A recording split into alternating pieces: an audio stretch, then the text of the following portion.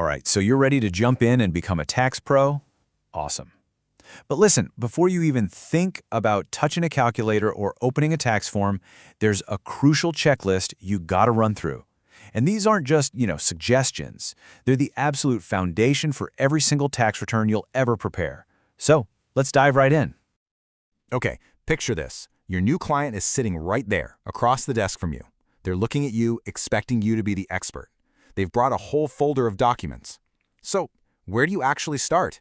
The answer might not be what you think. It's not with their W-2. It's not with their 1099s. It starts with something way more fundamental. Your absolute first step, before anything else, is to verify their identity. We have to nail down the who before we can even begin to think about the what or the how much. And trust me, this isn't just about checking off a box on a form. It is your single most important line of defense against tax fraud. I really can't stress this enough. Before a single number gets keyed into the system, you have to be 100% certain that your client is who they say they are. In today's world, with identity theft everywhere, skipping this step, well, it puts both your client and your entire professional reputation at huge risk. It's not negotiable. And the rules here are super specific. You need to see a government-issued photo ID, right? Make sure it has their name and their current address. But here's the really critical part. You have to see the physical Social Security card, or if you're working with non-resident clients, their ITIN letter. This is how you confirm that the taxpayer ID numbers are correct for everyone on that return: the taxpayer, their spouse, and every single dependent. Okay, so you've confirmed who you're working with. Perfect. The next big question you have to answer is if they even need to file a tax return at all. Not everyone does, and it's your job to know exactly what the thresholds are that trigger that legal obligation to file. And the key to figuring that out all comes down to one concept: gross income. Now, this is a lot broader than just the salary on their paycheck. It covers all taxable income. We're talking not just cash, but also the fair market value of any goods, property, or services they might have received. This is the magic number that we're going to compare against the IRS filing thresholds. So here are the main thresholds for 2024, and you can see right away how much they change based on filing status. A single person under 65, they have to file if their gross income is $14,600 or more. A married couple filing jointly, it's $29,200. But take a look at that last line.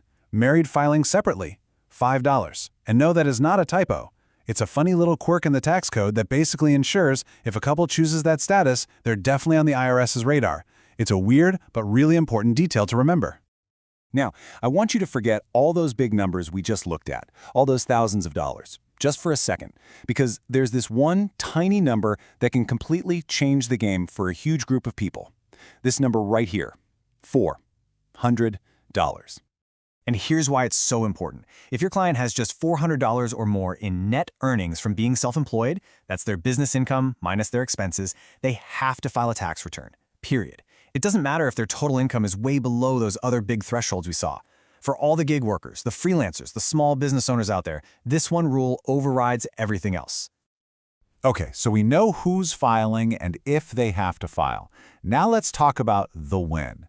What do you do when that April 15th deadline is just breathing down your neck and your client is nowhere near ready to file? Luckily, the IRS gives us a pretty simple tool for this: Form 4868. Filing this form gets your client an automatic, no questions asked, 6-month extension. It just pushes their filing deadline all the way to October 15th. Honestly, this form is going to be one of your best friends. But, and this is probably the most important thing you will ever explain to a client, an extension to file is absolutely positively not an extension to pay. Any tax they owe is still due by that original April deadline. If they don't pay on time, penalties and interest start racking up right away, even if they have a valid extension. This is easily the most common and costly mistake people make. All right, last section, but this one is a biggie when it comes to your professional responsibility. See, your job doesn't just exist in a one-year bubble. A huge part of protecting your client is doing your due diligence, and that means you got to look in the rearview mirror before you start moving forward. The professional guidelines are crystal clear on this. If you're looking over a past tax return, maybe one the client prepared themselves, and you spot a major error or something that was left out, you are legally required to tell them. You have to point out the mistake and explain what the potential consequences are. So that part is simple enough. You have to tell them. But what happens next? Does the law say that because you found the mistake, you are now on the hook to prepare and file an amended return to make it right? And the answer is a hard no. Your legal obligation stops once you've advised the client. You have to inform them about the error and strongly recommend that they fix it. Now, of course, you can offer to prepare that amended return as a service, but you are not legally required to. Remember that. Your duty is to inform, not to fix. So, let's just quickly recap. You've now got the 4 foundational steps down. Verify the who, figure out the if, manage the when, and handle the what else of due diligence. You've totally mastered the essential groundwork. So the only question left is, are you ready to start building on it?